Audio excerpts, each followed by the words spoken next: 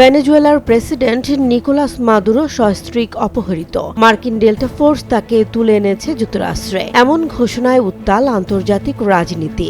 এখন প্রশ্ন হলো, যাদের বন্ধু বলে এতদিন পরিচয়, সেই রাশিয়া আর চীন কেন শুধু বিবৃতি দিয়েই থেমে গেল?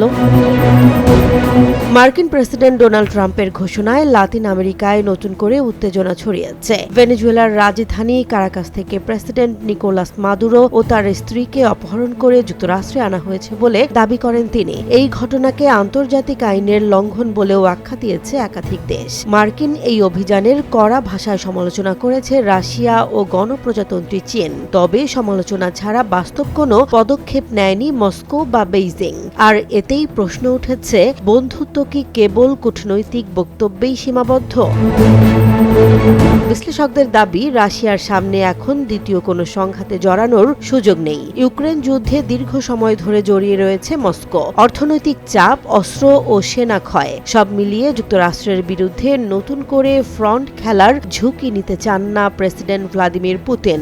এছাড়া মাদুরো কখনোই রাশিয়ার সবচেয়ে নির্ভরযোগ্য মিত্র ছিলেন না। সম্প্রতি চীনের সঙ্গে ভেনেজুয়েলার সম্পর্ক আরও ঘনিষ্ঠ হচ্ছিল। অপহরণের ঠিক আগের দিনই বেইজিংয়ের রাষ্ট্রদূতের সঙ্গে বৈঠক করেন মাদুরো, যা মস্কোর চোখে পড়েছে বলেই মত বিশ্লেষকদের। চীনের অবস্থানও কৌশলগত। বেইজিং সাধারণত সরাসরি যুদ্ধে জড়াতে চায় না। তাদের মূল লক্ষ্য তাইওয়ান। বিশেষজ্ঞদের মতে, ভেনেজুয়েলা ইস্যুতে নীরব থেকে ভবিষ্যতে তাইওয়ান প্রশ্নে যুক্তরাষ্ট্রের প্রতিক্রিয়া কি হতে পারে তা বুঝে নিতে চাইছে প্রেসিডেন্ট শি জিনপিং।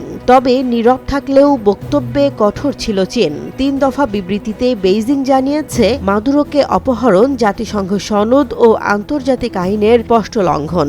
একতরফা আধিপত্যবাদ বিশ্ব ব্যবস্থাকে বিপন্ন করছে বলেও মন্তব্য করেন প্রেসিডেন্ট শি। এই ঘটনার প্রভাব পড়তে পারে ভারতের অর্থনীতিতেও। ভেনেজুয়েলার রাষ্ট্রায়ত্ত সংস্থা ও এনজিসি বিদেশ লিমিটেডের বড় বিনিয়োগ রয়েছে। মার্কিন নিষেধাজ্ঞায় বন্ধ থাকা তেল উত্তোলন ফের চালু হলে ভারতের প্রায় 4.5 কোটি টাকা পাওনা উদ্ধারের সুযোগ তৈরি হতে পারে। মাদুরো অপহরণের পর ভেনেজুয়েলার ভারপ্রাপ্ত প্রেসিডেন্ট হিসেবে দায়িত্ব নিয়েছেন ডেলসি রদ্রিগেজ। প্রথমে যুক্তরাষ্ট্রকে হুঁশিয়ারি দিলেও পরে সুর নরম করে তিনি ভারসাম্যপূর্ণ সম্পর্কের আহ্বান জানিয়েছেন, যা রাজনৈতিকভাবে তাৎপর্যপূর্ণ বলছেন বিশ্লেষকেরা। ভেনেজুয়েলার সংকট নতুন করে দেখিয়ে দিল, আন্তর্জাতিক রাজনীতিতে বন্ধুত্ব নয়, শেষ পর্যন্ত কাজ করে স্বার্থ। রাশিয়া ও চীনের নীরবতা সেই বাস্তবতারই আরেকটি প্রমাণ।